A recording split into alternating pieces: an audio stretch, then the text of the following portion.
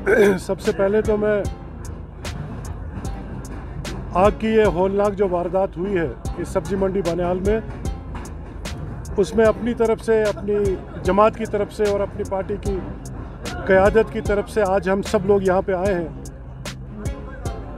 न सिर्फ इज़हार यकजहती और इज़हार हमदर्दी करने को, बल्कि इन सब अपने जितने भी ये मुतासरीन हैं इनको यकीन दिलाने के लिए कि हम सब इनके साथ खड़े हैं और इनकी रिहैबिलिटेशन के लिए, इनके रिलीफ के लिए जो मुमकिन कोशिश होगी वो हमारी जो जमात है, हम लोग हैं, उसको हम पूरा करने में ताउन करेंगे और पेश रहेंगे। डॉक्टर फ़ारूक अब्दुल्ला साहब, उमर अब्दुल्ला साहब, जब ये होलनाक वारदात हुई उसी वक्त मैंने उनको इत्तला दे दी। उन्होंने भी मुझे ज़ाती तौर पे मेरे साथ, मेरे ज़रिए इन सब साथियों को, यहाँ के मुतासरीन को, उन तक अपना जो इज़हार हमदर्दी है इन तक पहुँचाने के लिए मुझे उन्होंने कहा है। कल चूँकि नेशनल हाईवे बंद था 24 घंटे के लिए और इसलिए हम वक्त पे नहीं आ सके, लेकिन हमारी जो डीडीसी चेयरपर्सन है नेशनल कॉन्फ्रेंस की, हमने उनको कह के यहाँ पे भिजवाया और उन्होंने यहाँ आके एक तो इसका ऑन स्पॉट जायज़ा भी लिया और फिर जो notified area committee, municipal committee Banihal है, उनके से भी पूछ के और एक प्लान बनाने को कहा है जो एडमिनिस्ट्रेशन को जाएगा और इनकी रिहैबिलिटेशन का जो प्रोसेस है वो शुरू होगा। अभी जो इस वक्त की जो सूरत हाल है वो ये है कि यहाँ पे तकरीबन 150 के करीब जो थे ये कैशियक्स थे, ये खोखे जिनको फड़ियाँ हम कहेंगे आम ज़ुबान में, उनमें से तकरीबन 75 के आसपास जो हैं वो आग की नज़र हो गई।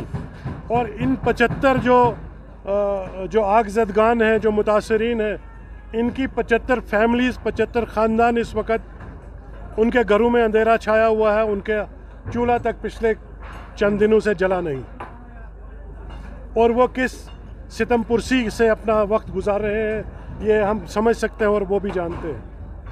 हमारी सबसे पहले तो ये इंतज़ामिया से ये गुजारिश और डिमांड है कि टेम्परेरी फेज़ में इनको जो भी डिज़ास्टर मैनेजमेंट के तहत जो इनको रिलीफ और इनको जो कंपनसेशन है वो दिया जाए और उसके बाद यहाँ पे पक्का स्ट्रक्चर जो है वो उसके लिए एक प्लान बने ताकि यहाँ पे पक्की दुकानें बने।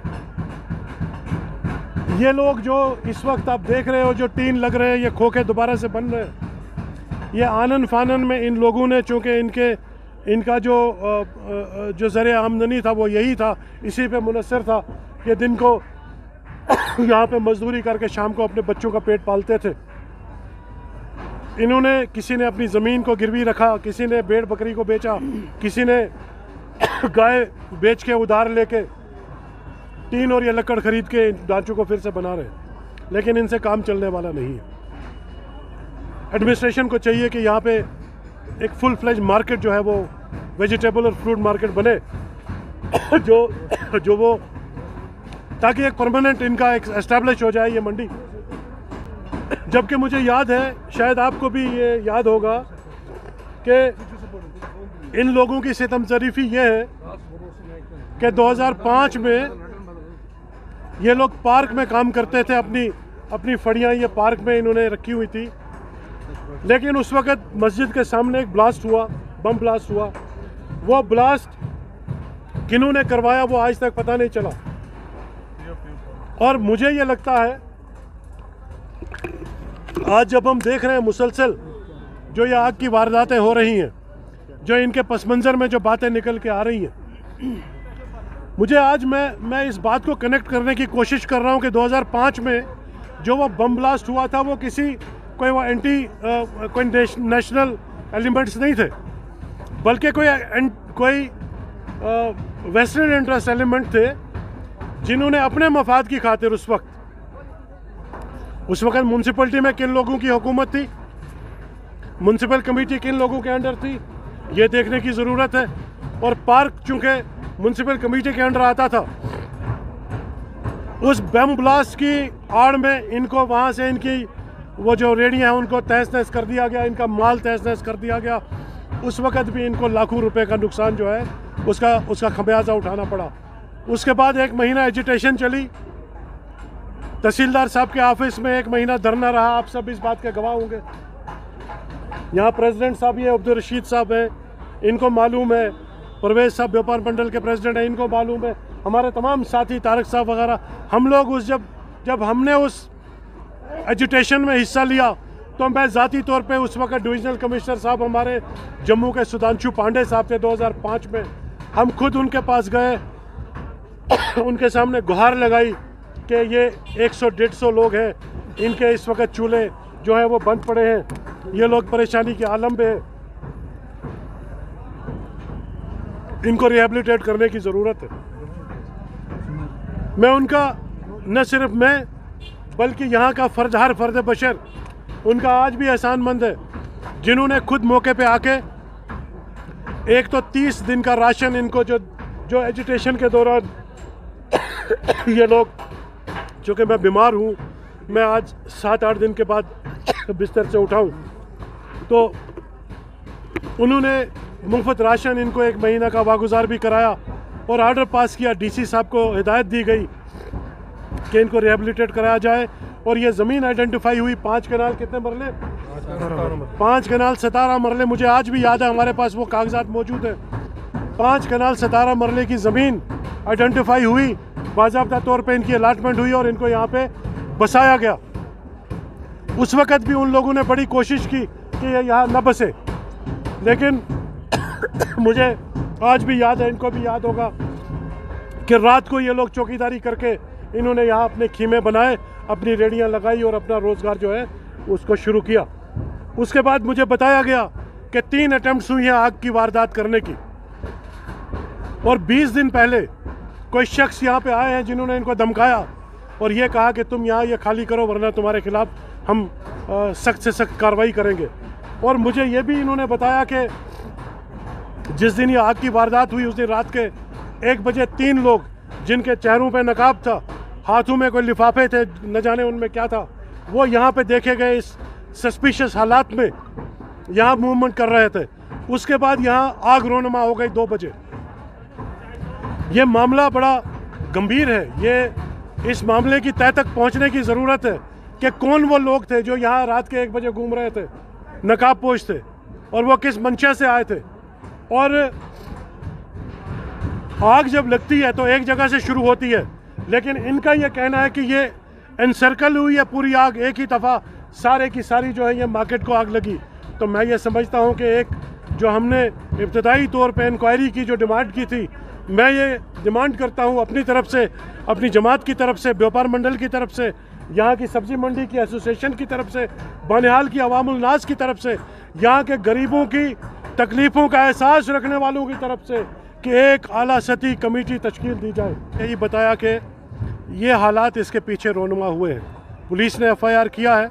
हम मुतालबा करते हैं कि पुलिस इसको न ओपन रखते हुए एक SIT का जो एक SIT को कॉन्स्टिट्यूट करे, एक SIT की टीम जो स्पेशल इन्वेस्टिगेटिंग टीम है उसको कॉन्स्टिट्यूट करे, और इसके साथ साथ इसकी एक मैजिस्ट्रल इंक्वायरी हो, ताकि जो हमें लगता है, जो हमें खदशा है, जो इन लोगों को खदशा है कि कोई सियासी जमात से ताल्लुक़ रखने वाले कोई वेस्टेड इंटरेस्ट एलिमेंट जो यहाँ पे माल बनाना चाहते हैं, दुकानों की लाइनें खड़ा करना चाहते हैं, गरीबों के घर और खोखे उजाड़ के, उसकी तहकीकात हो, उसकी तह तक पहुँचाया जाए कि कौन लोग हैं इसके पीछे कार फरमा, और जो लोग गरीब का खोखा बर्दाश्त नहीं करते। आज़ाद के बाद आपका जो नाम न लेते हुए कांग्रेस में वही म्यूनसिपल कमीशन कमेटी में थे, उसके बाद अब जो मौजूदा सूरत से आप जो जोड़ रहे हैं, तो आप सीधा कांग्रेस पर क्यों नहीं इल्ज़ाम लगाते हैं? देखिए मुझे दूसरा ये कि इसमें जो फिर उन अफराद को जो ये कह रहे हैं कि ऐसे अफराद इसमें इन्वॉल्व हैं, तो उनका क्या मतलब मुद्दा क्या है, मकसद क्या है, इस ज़मीन के साथ क्या लेना देना है? इस ज़मीन के साथ लेना देना ये है कि वो इसको हड़प करना चाहते हैं। मैं यहाँ कोई सियासत नहीं कर रहा, इनको बसाने वाले यहाँ हम लोग हैं। एडमिनिस्ट्रेशन की वसादत से, यहाँ की अवामुल नास की मदद से और अल्लाह की मेहरबानी से इन्होंने जदोजहद की, हमने उस जदोजहद को आगे बढ़ाया और ये बसे। लेकिन कुछ लोग हैं, अनासिर हैं, जो यहाँ पे इस ज़मीन को हड़पना चाहते हैं। वो मुसलसल पिछले 17 साल से इनको यहाँ से डिसलोकेट करना चाहते हैं। तो ये न सिर्फ न हमसे छुपा है, ना आपसे छुपा है कौन लोग हैं, ना इंतज़ामिया से छुपा है, ना रेवेन्यू से छुपा है।